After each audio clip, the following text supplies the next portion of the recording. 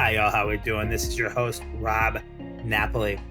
If you're a podcast junkie like me and you're looking for a new podcast to add to your feed, you might want to check out the Success Fundamentals podcast with my guys, Brian Goldstack and Chris Sykes, where they drop weekly episodes that cover all things success and growth. You can find the Success Fundamentals podcast on whatever platforms you enjoy listening to this podcast, the Bear Necessities.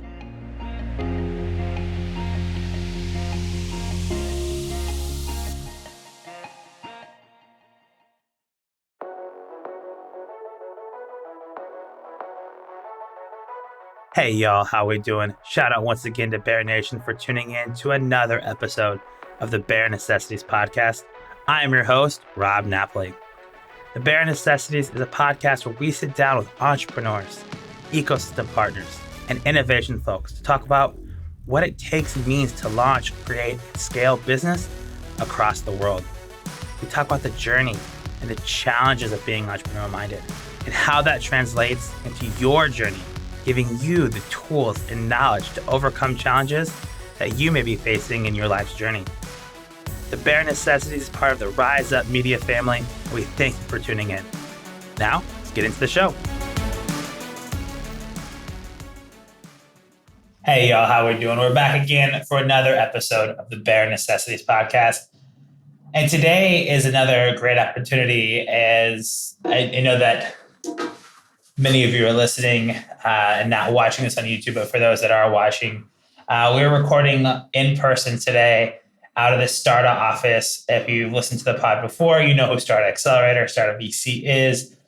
And so I'm excited to sit down with a company that I've had a chance to get to know over the last year and has just continued to grow and impress me week over week and month over month. And that is Elohor Thomas. She is a tech entrepreneur with a mission of growing global businesses. She has a master's in systems engineering, focused on artificial intelligence. She's taken roles across software engineering in the past. She's done some tech recruitment, education, sales, kind of all over the map, which led her to wanting to be an entrepreneur, which we'll get into on this podcast and how she kind of found her way into starting something.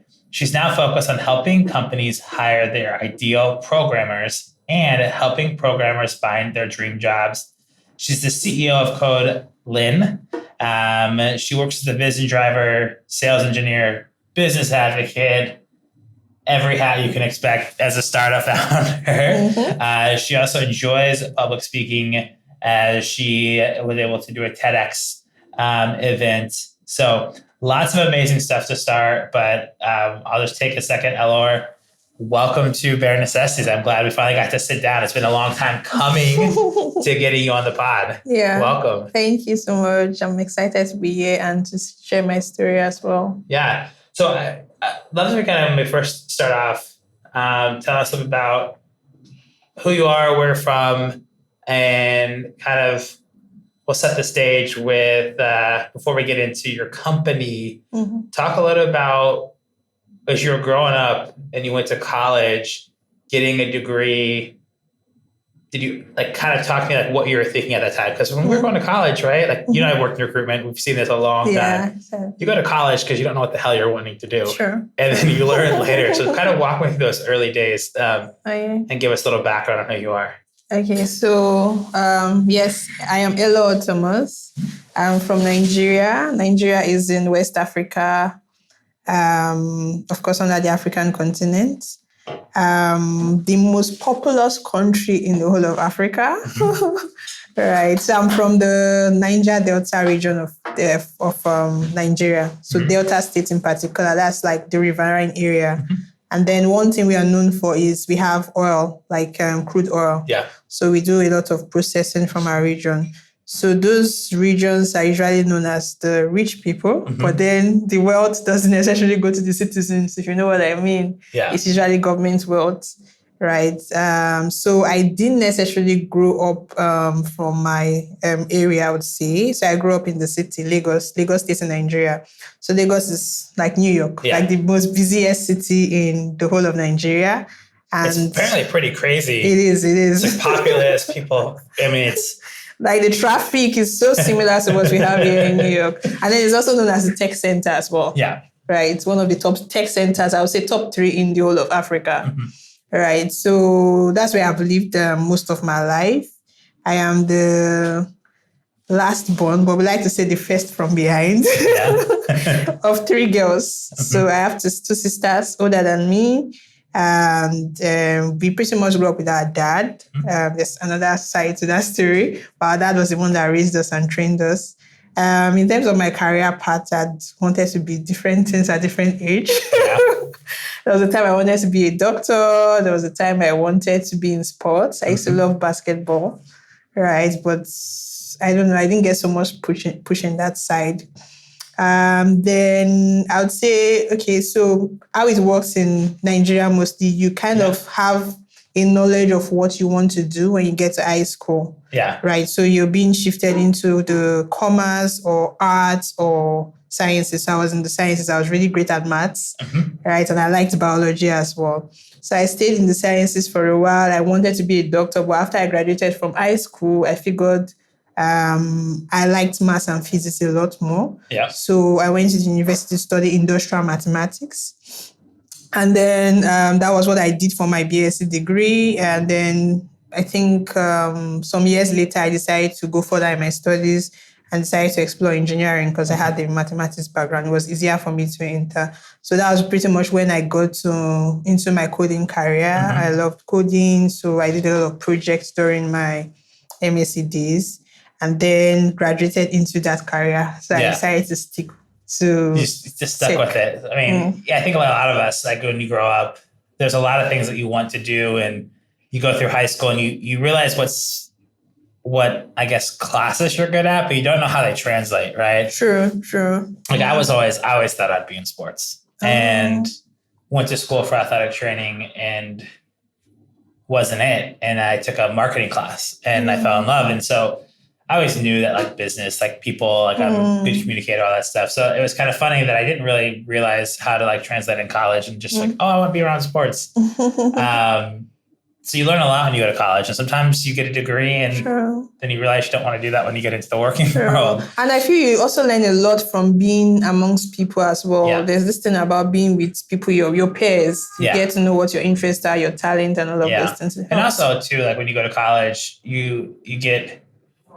I talk a lot about like people don't need college, but college for me was a great experience in the fact that you grow up a lot in an environment like that with your peers and in that situation. So you graduated, you've had the opportunity to do some awesome internships and projects with big companies like Shell, some other like different startups.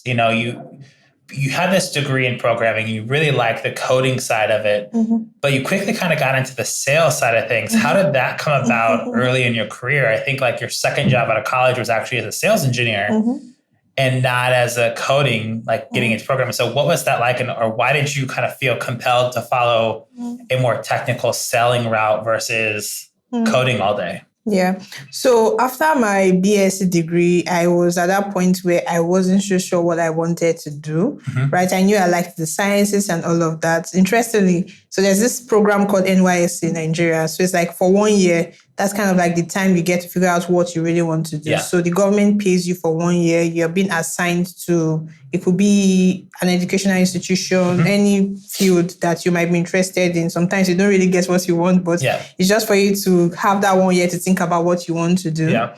Right. So after my 1 year program, a friend of mine asked me, he was like, hello, so what's the next thing for you? Where do you see yourself? What do you really want to do?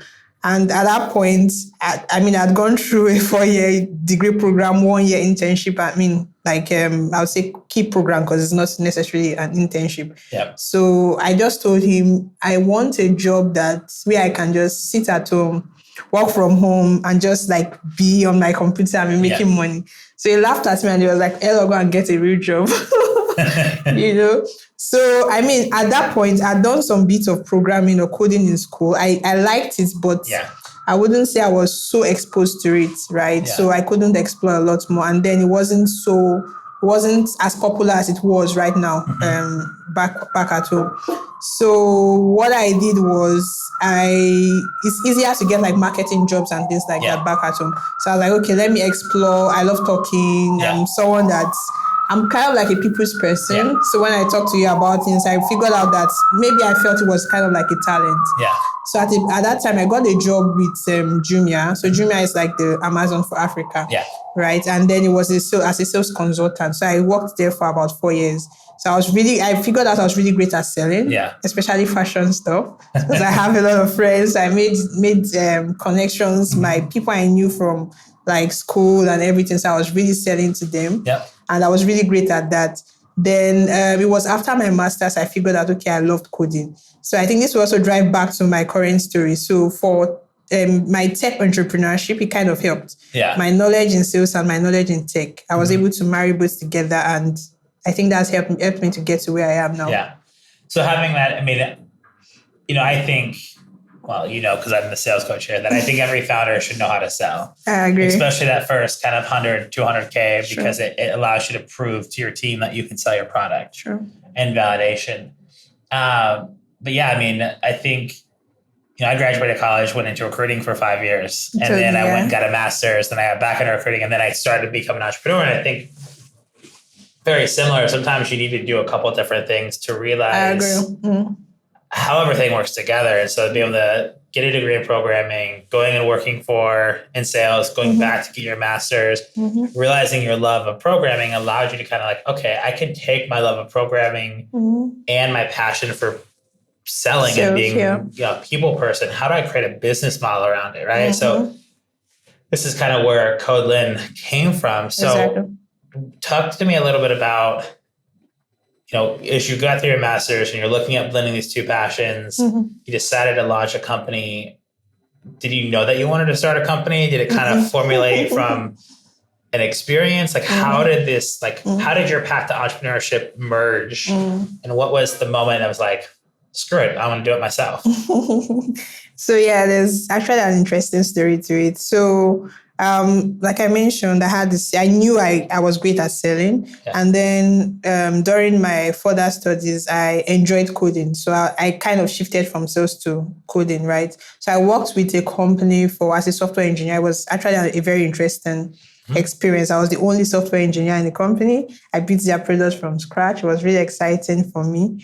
And then I wouldn't say I had a very great experience with the startup. It was a startup at the time, because of some other reasons. So the founders they employed all females, right? So even technical and not technical, he wanted to get some grant from the UN government. So it's not, he didn't do things for the right reasons. So I saw all of these things. I was not happy about it, because I knew that, okay, he wasn't doing this for the right reason. I liked the business model and all of that. So that was kind of like my first startup feel, being in a startup environment. So then I went further I got engaged with a project that the Lagos state government was running. So with one of the top tech companies at the time. So the aim of the program was to get 100 graduates equipped with digital skills, particularly coding skills, every time they graduate, so they get the coding skills. So 100 graduates every single year.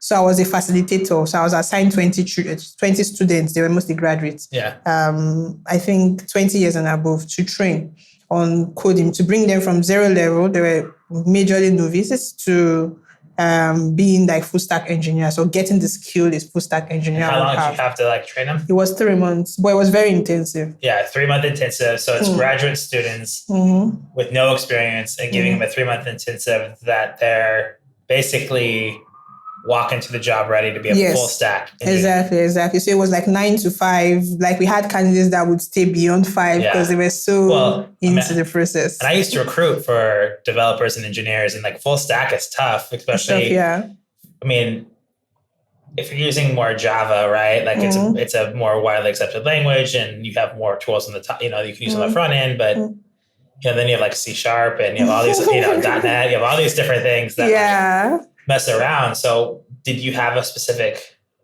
curriculum? Yes. So it was mostly, I think it was Angular for the front end and Node.js for the back end. Okay. So we had to streamline it. They can't really become full stack engineers in such a short time. Yeah. But we needed them to have front end experience and back end experience in that 3-month time. And those frame. Also translate well. Like if you know Node.js, exactly. It's a JavaScript language, so you're going to understand Java. Exactly. Maybe not J2E. And I'm going deep into like this is old Rob in my background. In recruitment. So you got to do this and this was a really transformative experience for you. So for me, I got really into the process because I learned how to code. I got some bootcamp experience, but I pretty much learned on my own. Yeah. Because I was really focused. I knew that this was what I wanted to do. And then I did a bit of projects in that line. So for this particular training, the government promised the candidates that they were going to get employment immediately after the training. So some people were already employed. They left their employment and came for the training because of the promise that they will get a job. Yeah. I mean, the government institutions are so large, they would definitely be able to place 100 candidates. It was like a small number. So I think where I was driving at is I saw the grit, I saw that the candidates were willing to learn, and I had been in a similar situation learning on my own. I knew that the journey of learning how to code is not a very easy one. Yeah. So we trained all our candidates, the facilitators, to get to the point where at least they understood what the front end was and the back end was, and they were interested in the career path. But we had over 70% success rate at the end of the training. The only sad part was that the government did not keep to their word. So at the end of the training, which is typical of most governments, right? At the end of the training, they came with their cameras. It was shown on TV. There was so much press release about it. And then 1 month after, the candidates still did not find jobs. Oh. Right. And then we had like 3% of them that got employment. But if you look closely at those 3%, they were people that knew people in the government. Yeah. So there's this thing called man-no-man effect back home in Africa. It's like the more your connections, the better your chances at getting a job or getting a contract. Yeah. So it was a typical thing. So for me, I had these candidates coming back to me, especially the ones I knew were really, really great. And they were sad. They were like, okay, we can't find a job. We're going to shift career paths. This is really difficult, And for me, I took it personal because I couldn't help them. Yeah. I was not in the position to help them. Mm-hmm. Right. It was really sad. Then, so interestingly, sometime in 2017, I got into an accelerator program in Ghana called MEST.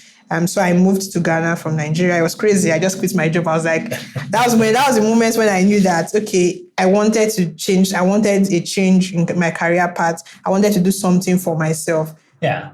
So, I mean, you were working for a project, you got super invested, 70% success, but only, you said 3% got jobs out of 100. So that's wild. Very, very tiny. Yeah. That's a very small number of folks that got a job. And you have all these candidates that are sitting around with skills. I mean, development is an interesting skill. And, I'm not surprised in the fact that like so much happens in government in 3 months and people changing and all the initiatives go bust. Like that was one of the tough things of, I used to have government contracts as well with the state anyways. And it was like 1 minute they were wanting to hire for 15 roles. The next minute they only had budget for one, right? And it was just so volatile at times. And I think that's really tough. But I mean, what's really interesting is that you're like, okay, I can do something about it. Sure. And so this is where the idea for the business came about. It's like, well, why don't I just figure this out? So you went to Ghana for the program, launched CodeLn.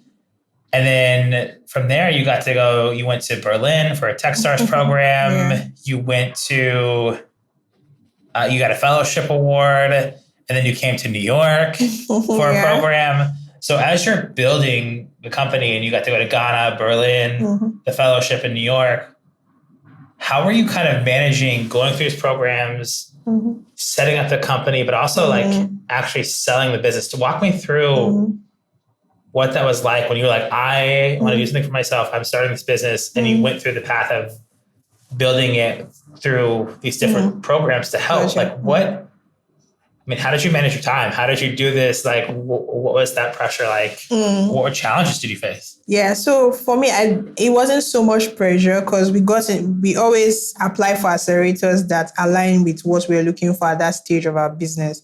So the first accelerator we got to when we started the company was focused on very early stage startups. So for me and my co-founders, we didn't even know what the idea was, but we met at the program, we came up with the idea, and then we got our first pre-seed funding from that program and decided to push further. So I think the other programs we went into were like when the company was like a year old, we knew that, okay, we're ready for the next stage in the business. We figured out product market fit. We are now ready to push to market. So it was all targeted on specific things we wanted to achieve. So for the program in Berlin, it was like for early stage, not very early stage, for startups that have product market fit, right, that are ready to go to the next level. So the trainings we got at each of these accelerators were tied to what our current need in the company, right? So, and then for us, so there's 4 co-founders. There's myself from Nigeria, Dexter from Ivory Coast, the French-speaking part of West Africa. There's Felicia and Dennis from Kenya, which is in East Africa. So when I was away for these programs, I knew that my team had things that they were able to manage the things that I had left behind, right? And then working across time zones, I have a team that is very supportive, both the co-founders and the staff. So it's really helped. So by the time I came back from every program, I shared the resources with them. We integrated the feedback, or we integrated our learnings from the program into our company, which has really helped us. And then there are certain times when other of my co-founders went for programs like that. So there was always this support system behind to run the business whenever we had such programs. I think that's really important of the value of co-founders. Like there's always a discussion, and some VCs, some investors will say there's only one head coach, right? They put it like a sports, like there should be a solo founder. Anything after that is not good. And there's school of thoughts that you should have 2, and some 3 and 4. And I think, the company that I exited and got acquired, there's 2 of us that I think for us, it was really important that when you have co-founders, you have to really understand what each person is doing. There has to be a level of transparency, communication, support on who owns what. Then also, how did you all come together? Because, for those that maybe not know this, your locations, so you had Kenya, Ivory Coast, Ghana, and Nigeria, which is King's Africa, which is the 4 major hubs in Africa outside of South Africa, right? Would be the S of the Kings, of course, right? For those out there listening, which I only recently learned this because of y'all educating me. How did you come together, and how were you able to kind of spread out the support? I mean, also you have different languages, like tons of different languages, which also helps. How did you all come together? Like, how did you build the team? Yeah, so we met. All of us came to Ghana for the accelerator program, so that's where we met. And then Kenya, Nigeria, 2 of my co-founders from Kenya, myself from Nigeria, our official language is English. Then for Dexter's, who was coming from Ivory Coast, their official language is French. Yeah. So at the point, the good thing about the training is that they taught them English, those that were coming from the Francophone region, as they are called. Then they decided they would be able to communicate with us. So one thing that's peculiar to all 4 of us, we are all software engineers. Right. So when we were thinking we had like different capstone events, right? Or pitches and things like that. So you get to meet your co-founders. It's like a fully integrated program for 1 year. So I got to know like my co-founders core from staying together and even during the training. So I think at this particular time when we are ideating, we just felt, okay, we are software engineers. How can we solve problems within our industry, right? And then we are youths as well. At one point or the other, we faced the challenge of finding the right job or 1 or 2 things. And then looking at the African continent, which is something very peculiar to Africa, we are the youngest continent. We have the youngest population amongst all the continents in the world. Yeah. Right? Over 60% of our population, they are youths between the ages of 0 to around 30. Right. So I want to take a second to highlight that. So 60% of the continent is youth. Between the youths, That's huge for what could be in terms of a large workforce, skills. I mean, the Africa continues to grow year over year and really starting to step up its game in terms of world player, especially around technology, which is something that we've seen with y'all coming out. So that's a really amazing thing. So you guys did this program, y'all met, y'all had a vibe, and we're like, we're all engineers. How do we want to solve a problem? Yeah. And it's like, let's do it together. It's a pretty cool kind of twist of fate coming through that program. And one of the things I want to highlight that Elohor and the team has done is they won 2018 Battlefield TechCrunch, which they won the Africa's Favorite Startup. You were a Westerwell, I think I said that wrong. Westerwelle. Westerwelle Young Founder Program, which is for outstanding young entrepreneurs, the Berlin program. You were a part of the Forbes 2020 Accelerator Fellowship. You were part of the Mass Challenge Fellowship. You were a part of the Africa Prize shortlist for the Royal Academy of Engineering. And then you came to Starta. That's a pretty impressive, like, Mass Challenge, Royal Academy, Forbes, Westerwelle, and TechCrunch are some big. Why do you think? So I think it's a good chance to say give us the quick pitch of what CodeLn is, because then my question is, why do you think you've had so much success with some of the biggest accelerators? And I think it goes hand in hand. So tell us a little bit real quickly what CodeLn is. Okay, so in simple terms, CodeLn is a platform where anybody anywhere in the world, we like to say we're a global platform, can get access to verified software engineers in Africa. So we have a marketplace of verified software engineers from across Africa. Currently, we have a pool of over 17,000 of them. So I think the vision, what really drove us, like I mentioned about the African continent as well, is we want to be that go-to platform where people can find verified workforce from Africa. So we started with engineer because that is what we understand, right? It's the core of what we understand, but we're looking to expand into other roles in the future. So we don't have that one platform where you know that you want to get like a verified workforce from Africa. We are doing quality checks to verify their skills and what's necessary from their background so that people can find them on the platform. So I think part of this, it ties to the traction we have gotten so far. We've worked with clients currently from across 9 countries, not like globally. So of course, within Africa, Europe, and the US, even Asia as well. Right. So these are some of the successes we have. The fact that we have a local understanding of the market. Like I mentioned, we are all software engineers. We know what's a good software engineer, the skills that he or she should have. Right. So we have the market understanding from where we are coming from. And then I would say we are also particular about the programs we apply for. Because for us, we need programs that can help us get to the next stage. Right. So we applied, we got in, it was really exciting for us. And we got value from all of the programs that we have been through. Well, and I love that because one of the things that when I heard Elohor pitch the first time, I was like, I get it. Like I worked in software recruitment. And what I was impressed with is there is a traditional recruiting model. And there's the software platform standpoint. Which is, we all talk about like finding qualified people through recruitment and in-house or agency, but to develop a platform that verifies skills on a project work basis or long-term, I think it's unique in its own way. I mean, there's other companies doing it here in the US and other places, but the way that you developed it in a way that made it easy to use and operate, the way you verify because of your experience doing programming and running an intensive, and then the way the team was made up, it allowed for a strong product market fit and a strong viability. And then if you think about the stat you just said, the amount of young talent coming out of Africa that can support, and then Africa is strategically located for time zone wise supporting Europe. It's it's just like European supporting the US, and then you can support Asia. Like you're right in the middle. So that location allows for a lot of opportunity to support global expansion. I think that's why when you hear these different amazing programs you get in, I think what really sets you apart is that you're not a recruitment company. You're a platform that connects. And it's not like it's like marketplace, but it's better. It's not, it's such a unique thing that allows for ease of use. And it levies an amazing skill. And developers are the hardest thing to find right now. Even back in 2012, when I was doing this, there was like 4,000 open Java developer roles and only like 1,000 people on the market.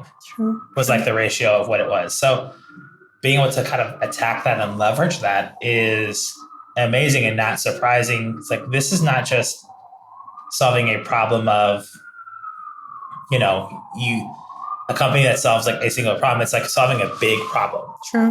Right? It's a platform to solve major problems of how do we maneuver a workforce? How can we provide support? How do we become training and development, verification, and placement? It's so much more, and you're not just solving a problem in one area. You're solving a large problem that's only going to grow with the rise of technology, and that's really exciting. So, what do you see? You're operating in 90 countries right now. What do you see as a major challenge that you still have to overcome in the market today? That'll be the first question. I have a follow-up to that. What's the major challenge that you're seeing right now? Okay. So it depends on what market we're looking at. If you're looking at the African markets, the challenge is different for the clients that are looking to hire, right? Talent is readily available. Are the engineers interested in? We're also trying to understand it from the engineer standpoint. What are they mostly interested in? So over the years, we figured out that it's not really about salaries like people would normally think. It's not really about high salaries. It's about culture. It's about some other things. I'll give you a typical example. There was a friend of mine, a software engineer, that got a job with a company that was paying him way higher. The company was giving him a MacBook. He had never used a MacBook before. He was super excited. And the company was giving him meals 3 times in a week, right? So I was like, oh, wow, I'm happy for you. Congrats. Now you're earning way more than you were before. But I was like, no, that's not what he's mostly excited about. I was like, okay, what are you excited about? And it was like the fact that he can come to the office 3 times in a week and then have free food. He doesn't have to go out to think about food. So I was amazed. I was like, really? He said, yes. I'm like, not even the MacBook. You've never used a MacBook before. Not even the fact that you're getting a raise in salary. It's like, no.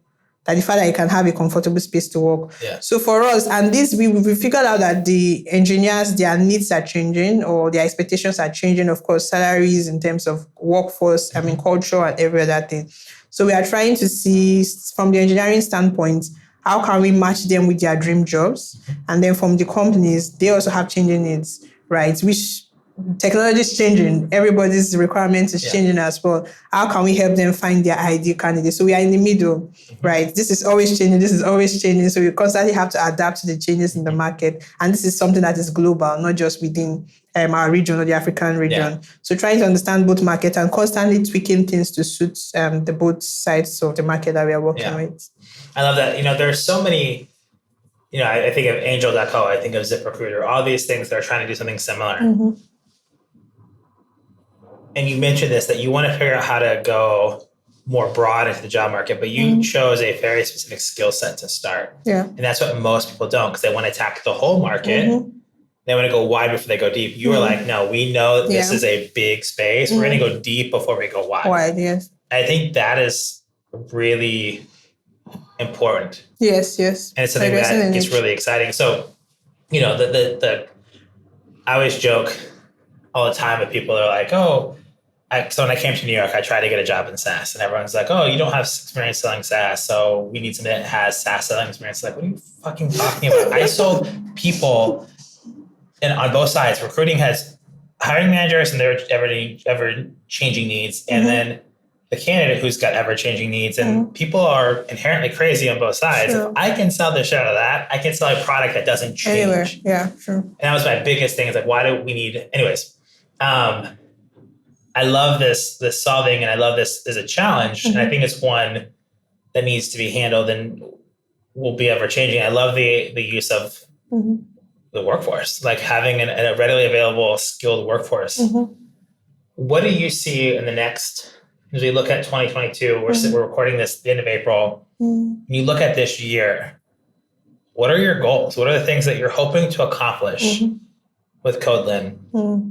Yeah, so we are the growth phase of the company. So we are looking at expanding into key markets. Currently, we have physical offices in Nigeria. We started in Ghana. So we started in Ghana. We have in Nigeria. We are incorporated in Ghana, Nigeria. And then late last year in the US, right? So for us, it was strategic, right? We got interest from this market. So we're like, okay, it's time to move to this market, understand what the market is. So specifically for this market, and this ties to what I'm currently handling. So speaking personally, we are trying to understand, okay, what's the right message to pass? We are trying to do a lot of awareness, create a lot of awareness about what we are doing, what the product is about, and Of course, some people do not even know that there's tech talent in Africa. Yeah. Right. So we are currently working on a program, and this we'll be doing with General Assembly in June. Right. We are going to have a career fair here in the starter office. That's right? amazing. Yes. So they'll get online. We have our engineers online. The companies will get to meet with them remotely, of course, because some of them are not around. Then for those that are physically located in the US, they could come around to the office and get to meet with companies. So this is just our way of creating awareness about what we do and showing them, okay, there's talent. This is the quality of talent that we have. And then we are doing a lot of networking. We are also trying to do client acquisition in this market. So get clients to know what we do, see how we can create value or help them hire, as the case may be, engineering teams and all of that. So that's the key focus for the US market. Then for our local markets, we are looking at expanding, we are looking at growing the team. We are also currently raising our seed round, right? So looking at closing that in Q4 this year. Awesome. So a lot of great things, having the team strategically located, having the multiple co-founders, you can kind of focus on different markets. You obviously are here in the US focusing, but you got an amazing program coming up with General Assembly in June, the online career fair, the seed round, hopefully closing out in Q4. That's some really exciting things. Yeah. And I'm excited to see where it continues to go and grow. And I really love kind of getting to hear your journey, from growing up, youngest of three sisters, raised by your pops, to, wanting to be a doctor and a sports player and all this, and somehow fell into programming and realized that it's a passion of yours, and then leveraging passion and skills. And I think that's really hard for a lot of people out there. As an entrepreneur, we have passion for something and skills in other places. And I think a great lesson from this episode is you got to understand what your passions and what your skills are, and then find out who you need to involve yourself in to solve those problems. And surround yourself with the right talent to go do that. Because when you have the right team, whether it's a solo founder or you have four, when you have the right team, you're able to just hit the ground running. And if you have that clarity of communication on who does what, when and how, and who owns what, it makes all the difference in the world. I appreciate you sharing your story with us. I always like to end with one or two questions. So we'll do the one that I always love asking is, what is your superpower? Okay. So I've been told that I have a great smile. Yeah. So, I feel it's a welcoming part of me. Maybe that's why I'm a people's person. Right. So whenever I approach people it could be for different reasons. So either I'm wanting to sell to them, I'm wanting to make a friend, I'm wanting to network in an event, I always start with a smile. Yeah. Right. And that's like something that always gets them. You're like, oh, you have a nice smile. I'm like, okay. So that's always like an icebreaker, way to get the conversation going. And it has also helped me in public speaking. Yeah. So when I come, the first thing I do is like give you a smile, and then maybe that's like, oh, maybe she has something interesting to say. So it captures your interest. Yeah. And I'll take that one step further and really say that you have the unique ability to make people feel comfortable. And I think your smile is a big piece of that, but I think it's your whole way you approach conversations, and it's the way that you approach meeting people. It's the way you approach it. When somebody sits down with you to talk, they don't feel, it feels comfortable. And you have a great way to build that rapport quickly, and it feels, as to tell a story, at the end of last year, I was going to an event for Weave Accelerator, one of our partners. And all of a sudden, Elohor shows up, and I was like, wait, why aren't you here? And she's like, oh, well, I met Shai at this, when she came to our pitch night, we became really close friends, and she invited me. And I was like, I didn't know you were coming to this. Otherwise, I'd have walked over with y'all. It's like, you just have a really natural way to create relationships and make people feel comfortable. I think that's an amazing superpower. Thank you. So if an entrepreneur asks you, or somebody that says, hello, or I'm thinking about being an entrepreneur, whether they're a Gen Z, a millennial, later in life, and they're saying, what advice do you have for me? What would you say to somebody who wants to become an entrepreneur or start their own business? So one thing I would say, and this is something that has always helped me as well, is resilience, right? Because entrepreneurship is not easy. No, it's not. It's not at all. So if you're coming in thinking that it's going to be like easy peasy, then you might get shocked like a few months into it.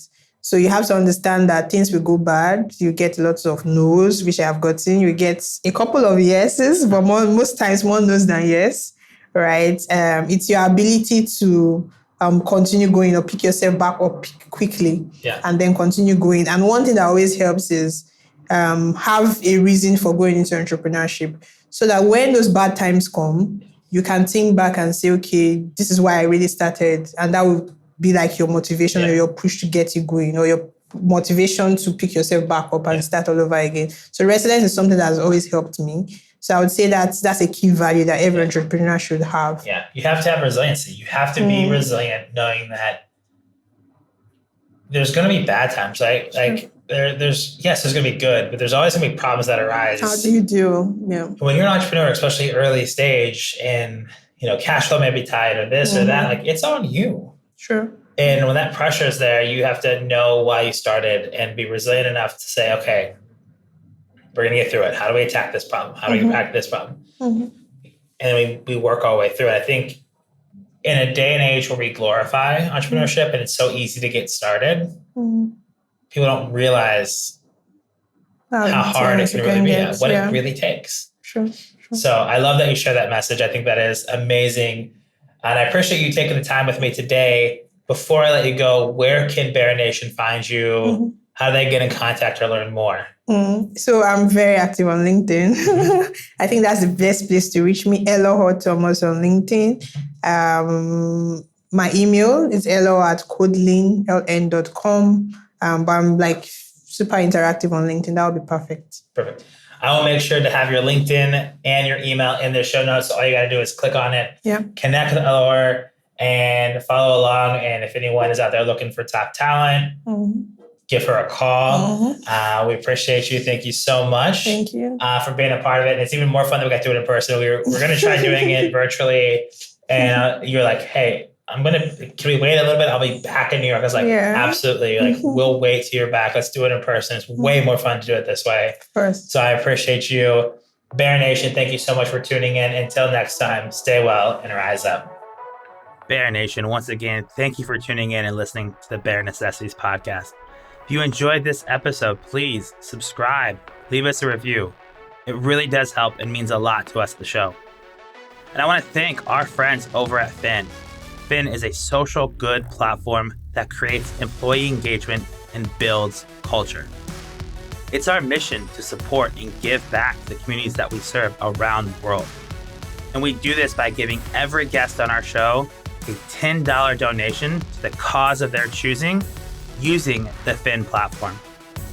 Until next time, thank y'all, stay well, and rise up. If you hadn't already heard about it, or you don't already know, my new book, The Social Soul, How to Master Your Personal and Professional Brand with Intentionality and Authenticity, is out now. You can find it on Barnes & Noble or Amazon. Go check it out, purchase a copy, let me know what you think, leave me a review. I appreciate y'all for the support. Can't wait to hear from you what stood out the most.